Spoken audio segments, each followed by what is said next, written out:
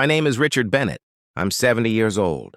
For most people, I'm just another gray-haired old man who enjoys gardening, reading books, and drinking coffee on the front porch. But appearances can be very deceiving. 42 years ago, I started a tiny manufacturing company inside an old warehouse with nothing more than a borrowed toolbox and a dream. During the day, I worked 12-hour shifts. At night, I slept on a folding chair beside the machines because I couldn't afford an apartment.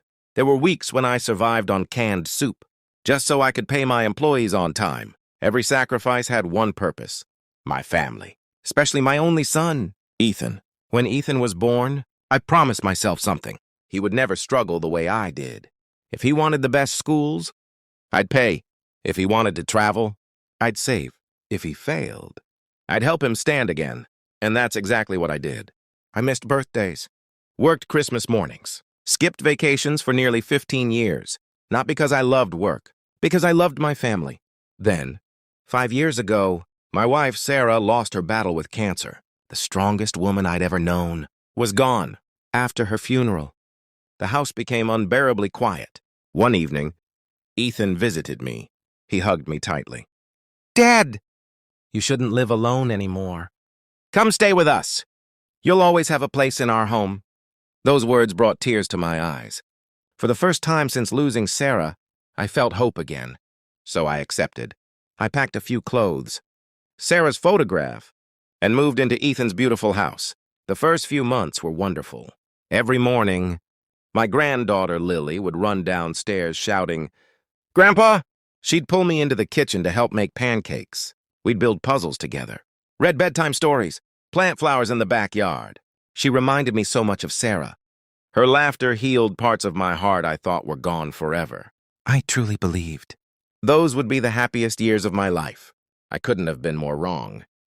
Slowly, everything began to change. Ethan became busier after being promoted to CEO. His wife, Vanessa, started treating me differently. At first, it was little things. "Richard, please don't leave your coffee mug here. Richard, can you keep the television volume lower? Richard, maybe stay in your room when we have guests." I apologized every time. I never wanted to be a problem, so I stayed quiet. I spent more time alone. I convinced myself they're just stressed. But stress wasn't the problem. Respect was disappearing. One night, I woke up thirsty. As I walked toward the kitchen, I heard voices coming from the dining room. Vanessa was speaking. "How much longer is your father going to live here?" Ethan sighed heavily. "I don't know." She lowered her voice. "Richard doesn't contribute anything. He's just—" There was a long pause. Then she said one word. "A burden." My heart stopped. I waited, hoping Ethan would defend me. Instead, he quietly replied, "Maybe you're right." At that moment, I realized something painful. Sometimes, the people who break your heart are the ones you once carried on your shoulders. That night, I couldn't sleep. I sat beside Sarah's photograph, smiling sadly. I hope I didn't fail him. Little did I know, within 48 hours, my own son would say those same words directly to my face, and he would unknowingly make the biggest mistake of his life. The next morning, I decided to pretend I hadn't heard anything.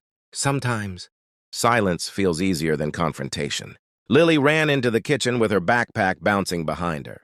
"Grandpa!" She hugged me tightly. "Will you still come to my school play on Friday?" I smiled. I wouldn't miss it for the world. She giggled and kissed my cheek before running to the school bus. I watched her leave, completely unaware that everything was about to change. Around noon, Ethan returned home much earlier than usual. He looked exhausted. His tie was loose. His shoulders were slumped. He dropped a thick folder onto the kitchen table. Vanessa immediately picked it up. "What is this?" Ethan rubbed his forehead. "The board isn't happy. Our biggest client canceled their contract. If we don't recover quickly, my position as CEO could be at risk." Vanessa looked terrified. "So what are we going to do?" "I don't know. I've tried everything. For a moment.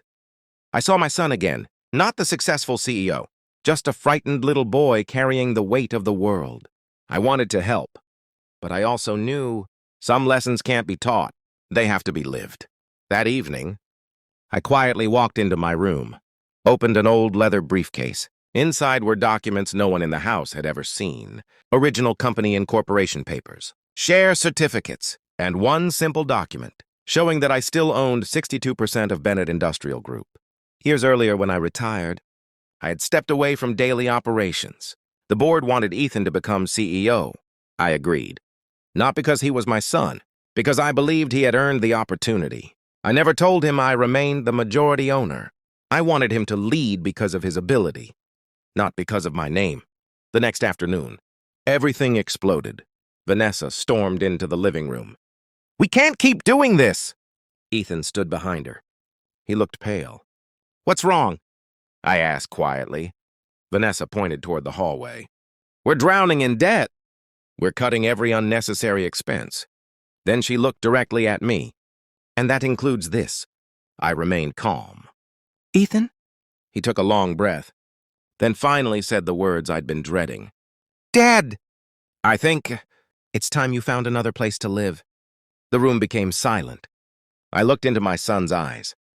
There was guilt, fear, shame, but there was no courage. No courage to stand up for what was right.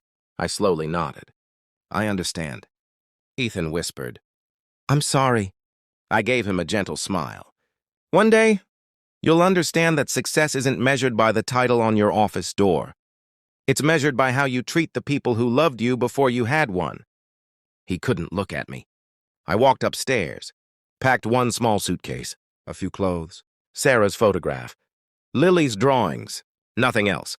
40 years of sacrifice, reduced to a single suitcase. As I reached the front door, Lily came running inside. "Grandpa!" She stopped when she saw the suitcase. "Where are you going?" I knelt beside her. "Just away for a little while." She hugged me tightly. "I don't want you to leave." Tears filled my eyes. "I'll always be your grandpa, no matter where I live." She slipped a folded drawing into my coat pocket. "So you won't forget me?" I smiled through my tears. I never could. I walked out the front door. Without anger, without raising my voice, without revealing my secret. Because I knew the truth has a way of revealing itself. And when it did, everything Ethan believed about his father would change forever. The taxi stopped in front of a 40-story glass tower. The silver letters across the entrance read, Bennett Industrial Group. I looked up at the building. 42 years ago, it had started inside a dusty warehouse with just 5 employees. Now, it employed over 12,000 people across the country. I smiled quietly. Not because of the money, but because every brick represented years of sacrifice. The security guard immediately recognized me. "Good morning, Mr. Bennett." He opened the door with a respectful smile.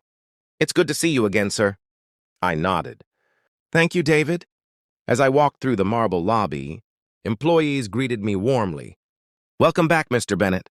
It's been a long time." Some of the younger staff looked confused. They had no idea who I was, but the senior employees remembered. To them, I wasn't just the founder. I was the man who never laid off a single employee during the worst recession in the company's history. The elevator opened on the executive floor. Sarah, my executive assistant for nearly 20 years, greeted me with a warm smile. "It's wonderful to have you back, sir." She handed me a tablet. "The board meeting starts in 15 minutes. And Mr. Ethan Bennett has no idea you're here." I smiled. "Let's keep it that way." She nodded. "Everything is ready." Meanwhile, on the other side of the building, Ethan rushed into his office. His phone wouldn't stop ringing. One client after another was canceling meetings. The company's stock price had dropped again. His hands trembled as he loosened his tie. Just then, his assistant walked in. "Mr. Bennett, the board has called an emergency meeting." Ethan frowned. "Why?" "I'm not sure, but they said attendance is mandatory." He grabbed his jacket. "This can't be good." At exactly 10 o'clock, the boardroom doors opened. 12 directors were already seated. The room was unusually quiet. Ethan noticed something strange. The chairman's seat at the head of the table was empty. One of the directors stood. "We're waiting for one more person." Ethan looked confused. "Who?" Before anyone could answer, the doors slowly opened. I walked inside. The entire room stood to their feet. Good morning, Mr. Bennett. Every director greeted me with respect. Ethan stared at me in disbelief. Dad? His voice barely came out. I nodded politely. Good morning, Ethan. He looked around the room, completely confused. One by one, every board member welcomed me back. Sarah walked over and gently pulled out the chair at the head of the table. Your seat, sir. I calmly sat down. The room remained silent. Ethan looked as though the ground had disappeared beneath him. Finally, he asked the question everyone already knew the answer to. Dad, why are you sitting there? One of the directors smiled. Because Mr. Richard Bennett founded this company, and he remains our majority shareholder. Ethan blinked. What? The director continued. He owns 62% of Bennett Industrial Group. The color drained from Ethan's face. His breathing became uneven. He slowly turned toward me. You own the company? I nodded. I always have. The silence that followed felt endless. Ethan remembered every moment from 3 days earlier. Calling me a burden. Watching me walk out with one suitcase. Never asking where I would go. Never asking if I was okay. He covered his face with both hands. Oh my God. The board members exchanged uncomfortable glances. No one spoke. Finally, I broke the silence. Ethan, I didn't come here to embarrass you. I came because leadership begins with character, and character begins at home. He couldn't look at me. Tears filled his eyes. At that moment, he realized he hadn't lost a company. He had almost lost his father forever.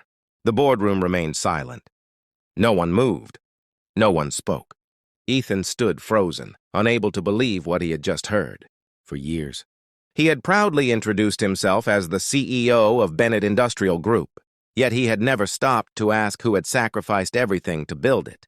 He looked at me with tears in his eyes. Dad! I don't know what to say. I looked at him calmly. You don't need the right words. You need the right actions. One of the board members broke the silence. Mr. Bennett, we've watched this company grow under your leadership, but recent decisions have placed the business at serious risk. He turned toward Ethan. As CEO, you've made mistakes. But today's meeting isn't only about business. It's about leadership. Another director added, a man who cannot respect the people who raised him will eventually lose the respect of the people he leads. The words hit Ethan harder than any financial report ever could. He lowered his head. I understand. The meeting ended. Employees watched as Ethan quietly followed me into the lobby. There were no cameras, no reporters, just a father and his son. The moment we stepped outside, Ethan stopped walking. Then, in front of hundreds of employees, he dropped to his knees. Dad! I'm so sorry.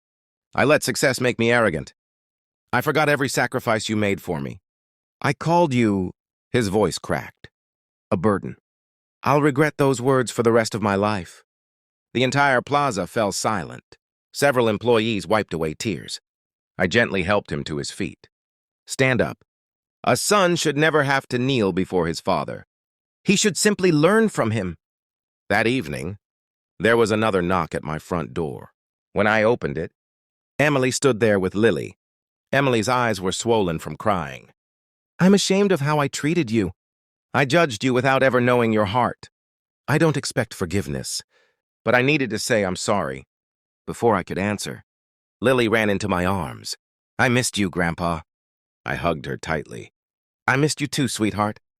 I invited them inside. We sat together in the living room. For several minutes, no one spoke. Finally, Ethan looked around the house. Dad, why didn't you ever tell me you owned the company? I smiled.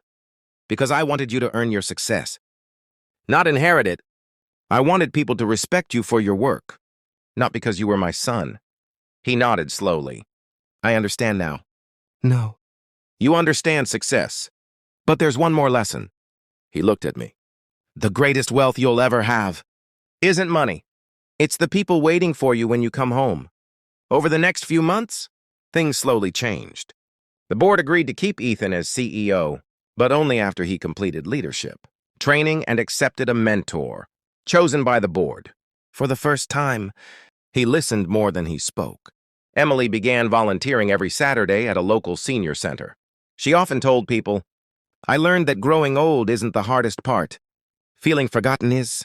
Lily visited me every weekend. We baked cookies, planted roses, and read the same bedtime stories her grandmother once read to her father. One warm Sunday afternoon, Lily looked up at me and asked, Grandpa, "Are you rich?" I laughed softly. "I've been rich for a very long time." She smiled. "Because of the company?" I gently shook my head. "No, because I have people to love. And people who love me." She wrapped her arms around me. "I'll always love you." "I know. And that's worth more than every building I've ever owned." Months later, Ethan stood before all the employees at the company's annual meeting. He didn't talk about profits. He didn't talk about sales. Instead, he said, "The greatest mistake of my life wasn't a bad business decision. It was forgetting the man who gave me everything." He invited me onto the stage. The room erupted in applause. I looked at my son. Not with pride because he was a CEO, but because he had finally become a better man. As the sun set that evening, I stood beside my late wife Sarah's favorite rose garden. I looked up at the sky and smiled. We did it. Our son finally found his way home. And in that quiet moment, I realized something that every parent should remember. Children don't learn from what we own. They learn from how we live. Money can build companies. Success can build careers, but only love can build a family.